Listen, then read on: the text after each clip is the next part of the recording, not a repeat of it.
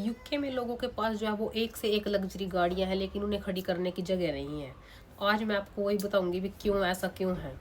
तो मेरी तरफ से आप सबको मेरी नमस्ते। मेरा नाम है प्रियंका। तो आज की मेरी इस वीडियो में आप सबका है स्वागत।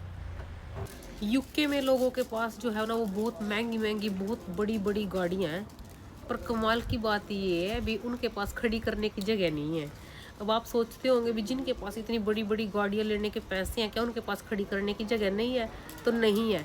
अभी मैं आपको दिखाती हूँ, देखिए। देखो इधर सारी की सारी गाड़ियां जो है वो बिल्कुल सड़क पे खड़ी हैं। जहाँ जहाँ तक भी आपकी नज़र जाती है सब की सब गाड़ियां बिल्कुल सड़क पे खड़ी हैं। मैं आपको इधर दूसरे रोड भी दिखा देती हूँ। और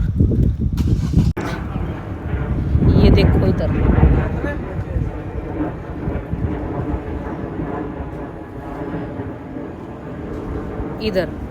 इधर भी, और ये भी भारी खड़ी है। मेरे पास भी, हमारे पास भी जगह नहीं है।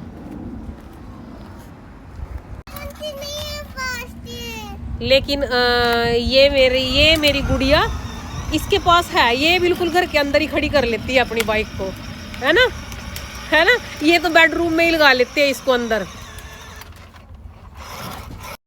और भी देखो, ये दूर दूर तक जहां जहां तक भी आपकी नजरें जाती हैं सब की सब गाड़ियां जो है वो सड़क पे ही खड़ी मिलेंगी आपको। ऐसा पता क्यों है? क्योंकि हम कर ही नहीं सकते घर के आगे पार्क अपने गाड़ी। हमारे घर के आगे ये बनी हुई है दीवार, इसको तोड़ नहीं सकते। इसको तो अगर हम तोड़ेंगे तो हमें पहले गवर्नमेंट से परमिशन लेनी पड़ेगी कि हमने अपनी दीवार तोड़ के एक ड्राइववे बनाना है, और हम खुद ड्राइववे नहीं बना सकते। ड्राइववे बनाने के लिए पहले बड़ा एक लंबा प्रोसीजर हमें फॉलो करना पड़ेगा। पहले एप्लीकेशन डालनी पड़ेगी काउंसिल में, फिर काउंसिल वाले अपने ही बंदे भेजेंगे हमारे घर का ड्राइववे बनाने के लिए। अब आप सोचते होंगे भी ये हमारा अपना घर और हम अपनी गाड़ी नहीं पार्क कर सकते यहाँ पे, क्योंकि उसके लिए हमें बनवाना पड़ता है ड्राइववे। अब आप सोचते होंगे भी ये ड्राइववे कौन सी नई मुसीबत आ गई है ना। मुझे भी ऐसे लग रहा था पहले। तो मैं बता देती हूँ आपको ड्राइववे एक्चुअल में होता क्या है।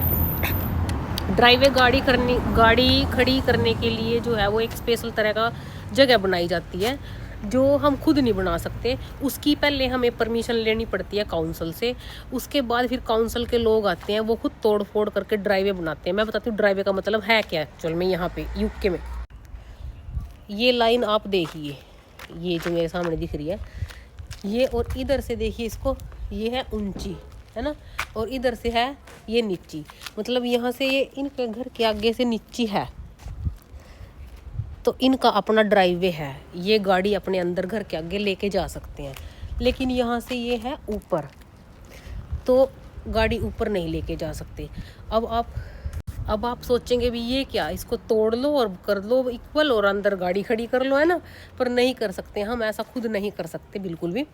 तो इसके लिए हमें पहले एप्लीकेशन डालनी पड़ती है काउंसिल में, फिर काउंसिल के लोग आते हैं, फिर वो यहाँ ये तोड़ फोड़ करके खुद बैलेंस करके फिर जाते हैं। और ये सब काम फ्री में नहीं होता।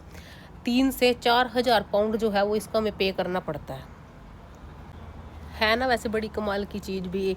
अपने ही घर में गाड़ी पार्क करने के लिए, अपनी ही प्रॉपर्टी में जो है वो कुछ भी चेंज करने के लिए हमें पहले सरकार की परमिशन लेनी पड़ती है, और उसके बाद फिर वो तोड़ फोड़ भी वही करते हैं और हमें पैसे भी पे करने पड़ते हैं ना। ऐसा ही है यहाँ पे, बिल्कुल सेम ऐसा ही है।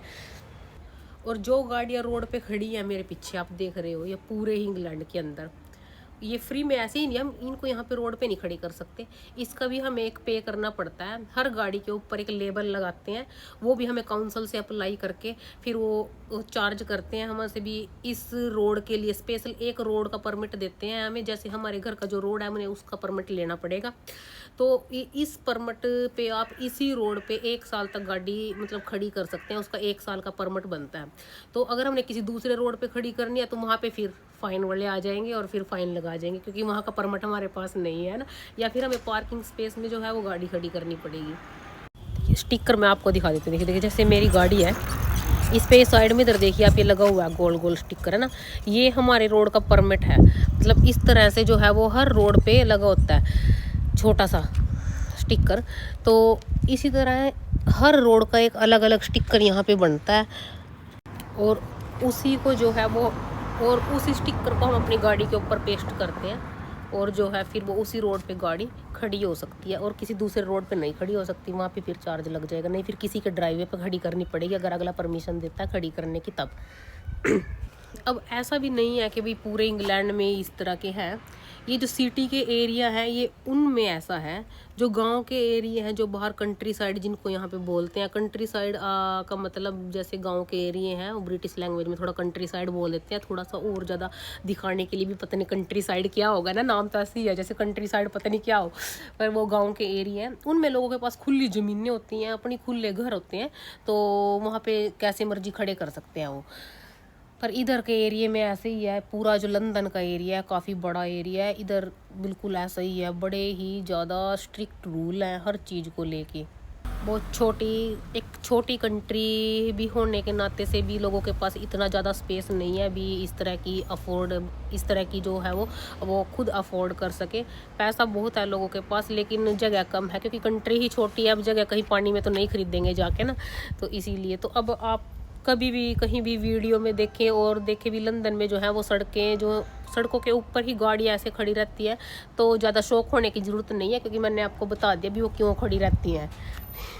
जितना यहाँ पे गाड़ी लेना आसान है उससे ज़्यादा ही मुश्किल है गाड़ी को रखना, क्योंकि गाड़ी लेना तो सस्ता है लेकिन उसके जो एक्सपेंसेस है वो बहुत ज़्यादा हैं। आप रोड टैक्स आपको पे करना पड़ेगा, हर गाड़ी की हर साल आपको एमओटी करानी पड़ेगी, और हर एक दिन का मतलब पूरे साल का आपको रोड टैक्स पे करना पड़ता है। 6 महीने का करो या फिर जब ख़त्म हो जाएगा तो फिर दोबारा फिर रीन्यू आपको करना पड़ेगा।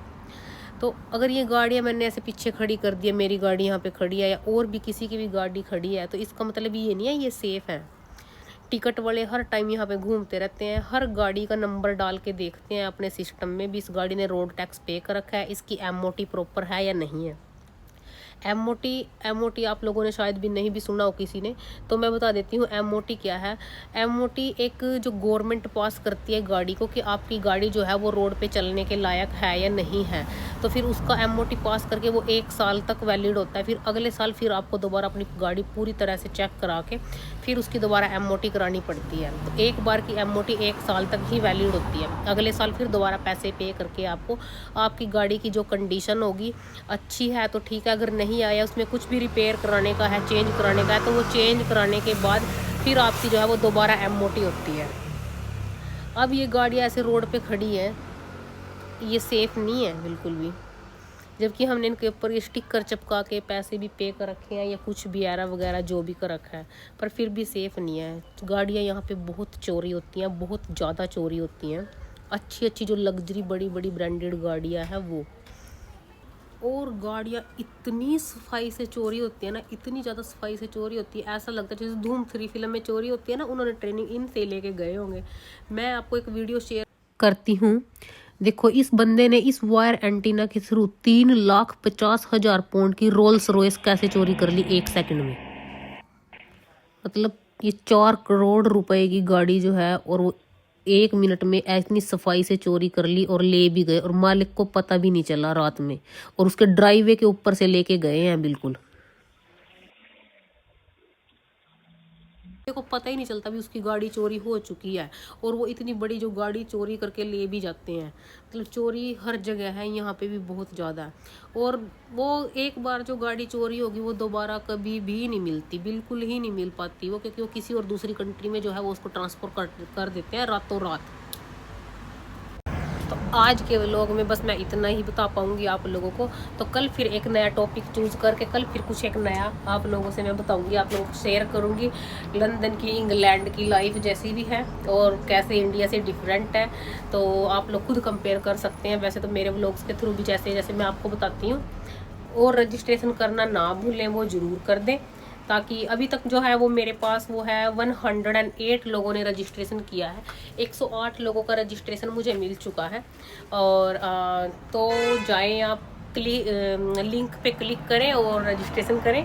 तो तब तक के लिए मेरी तरफ से आप सबको बाय बाय, और मेरे चैनल को लाइक सब्सक्राइब और शेयर ज़रूर करें। तो मैं मिलती हूँ आपसे कल फिर एक नई वीडियो के साथ।